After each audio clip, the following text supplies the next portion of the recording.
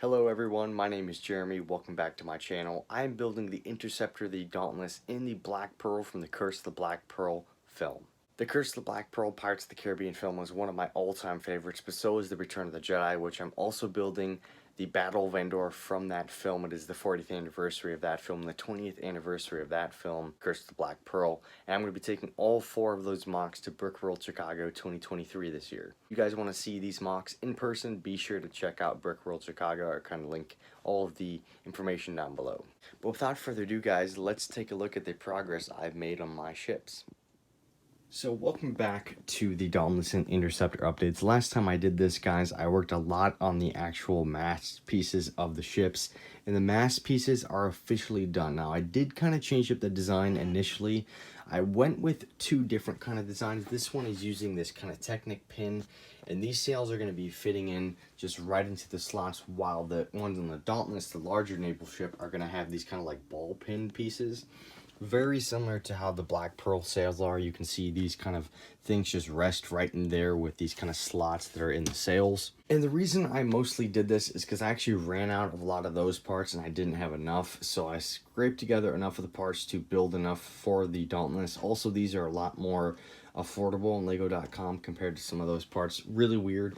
But that's what I went for. As you guys can see, the main mast piece is now complete on the Dauntless. It's really, really awesome. These are the official heights of each of these. Of course, this is going to have a top flag on it. So when this top flag is placed on top of the Dauntless, I think that looks absolutely awesome. I am going to be putting a flag on this too, probably the Great Britain flag or a kind of trade flag and whatnot. But I decided to go with just the 2 masts here and then the kind of back sail mask. I think it better represents the Dauntless. I also think 3 mast pieces would overcrowd the ship. As it is pretty large, I'm actually really, really happy with the amount of length and size I was able to manage to get with the Dauntless. It is pretty significantly bigger than the Black Pearl. Unfortunately, I'm still working on the mast pieces. This ship did not survive the transport back to college, or back home, I should say, from college very well. These ships are pretty much done. I used a Technic system here in the front where these just attach right into this kind of like circular piece there. That is not only more sturdy than some of the other elements I've used on the Pearl, but it actually allows me to be able to transport it really, really easily. I've also decided to use strings on all of these. This one's actually missing on this one. I have to replace that. But yeah, it's super, super awesome to have all this kind of stuff done. One key thing I also recently did is designed a bunch of cannons. Here's some B-roll footage of me assembling these and showing you all the ones I built. I do believe there's 24.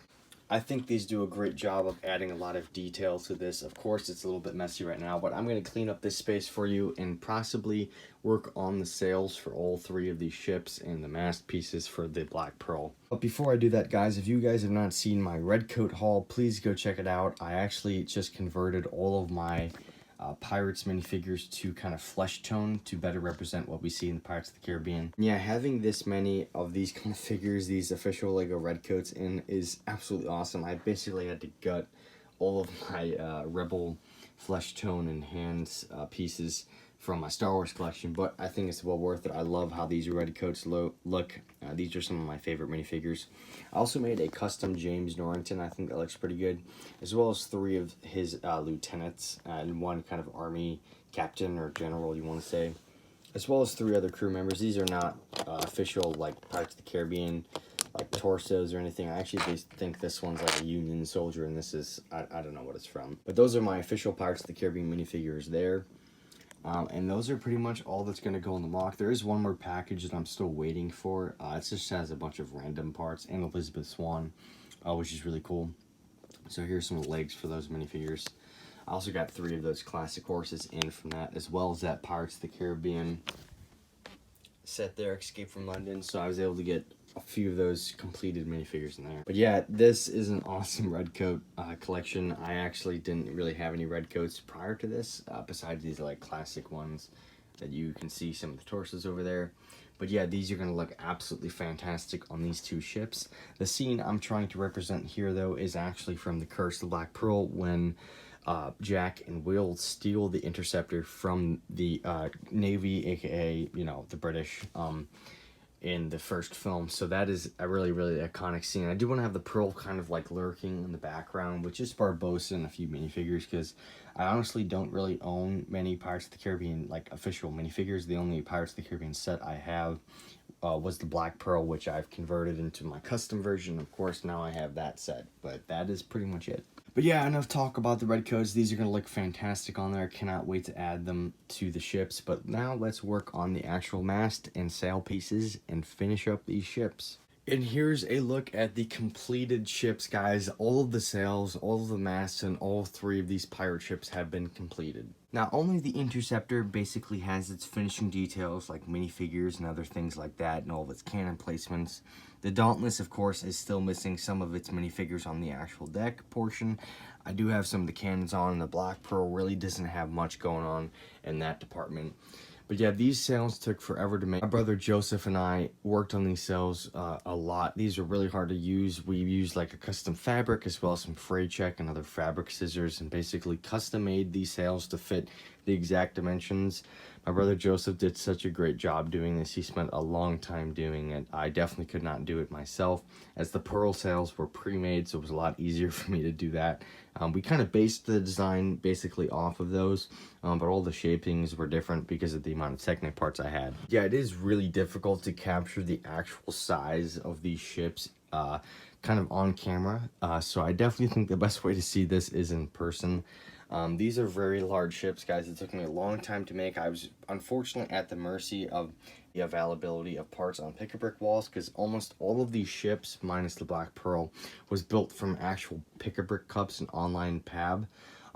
So that was kind of interesting, because they have certain parts that are available kind of frequently at our Lego stores and frequently not at our Lego stores, so I kind of had to base my designs off of that. But I am so happy with this. I wanted to build these naval ships like this forever. All of these do have full interiors and tons of details and minifigures. I'm going to do an in-depth walkthrough about all of these in a cinematic version before I go off to Brickworld. They'll probably be releasing around Brickworld. I also do kind of a Brickworld display overview. But make sure you guys stay tuned for the next update, where I'm going to have all of the minifigures and show you guys the entire interiors of all of these ships. They're pretty awesome. Unfortunately, I only have enough of the large cannons to go on the Black Pearl. I actually have a few that I'm borrowing from a friend.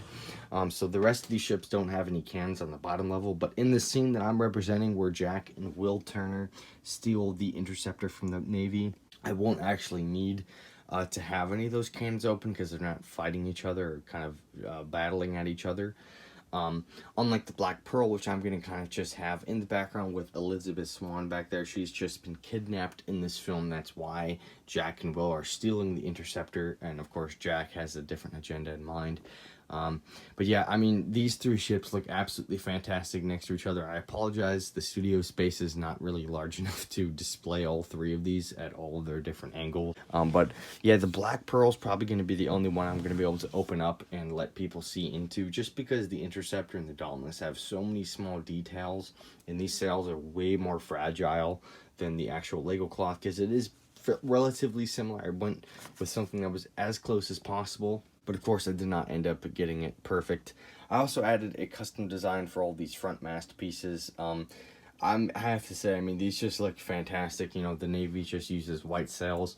I still also do have to build the custom Great Britain kind of like trade flags that go in the Dauntless and the Interceptor. The Interceptor actually has one of the back mast piece here. This was probably one of the more difficult sections to design, this kind of back mast piece, because in the film it actually kind of like swerves side to side, so I tried to capture that as best as possible. It also does have a rowboat, just like the back of the Dauntless as well. And I think I'm going to add a few more cannons onto it, just to add some more details. But of course, like I said, Jack and Will do a little finesse move here and steal this ship, which is very fast compared to the Dauntless from the Navy. So yeah, I mean, these ships, like I said, guys, have been so fun to make. They've been very challenging, definitely the hardest things I've ever built in Lego, working with these boat hull pieces and then trying to integrate the rest of the ship design to fit around that and make it not look blocky is really, really hard to do. And I will have to show you guys the back of all the ships in another video, probably the last one before Brickworld for these. But like I said, stay tuned for that video. There's going to be full run-throughs of the interiors, all of the minifigures, all of the details, in depth on the ships, as well as a cinematic version of all this stuff, and some stuff at Brickworld as well. But I hope you guys enjoyed this video. If you did, drop a like, please. I'd really appreciate it. And share this video with people if you know anyone that likes Pirates of the Caribbean MOCs. I'm pretty much the only MOC maker on YouTube right now, even making Pirates of the Caribbean content. There's really no sets that are made anymore, so I'd really appreciate some support. Anyways, guys, thank you so much for watching, and I'll see you guys on the next one.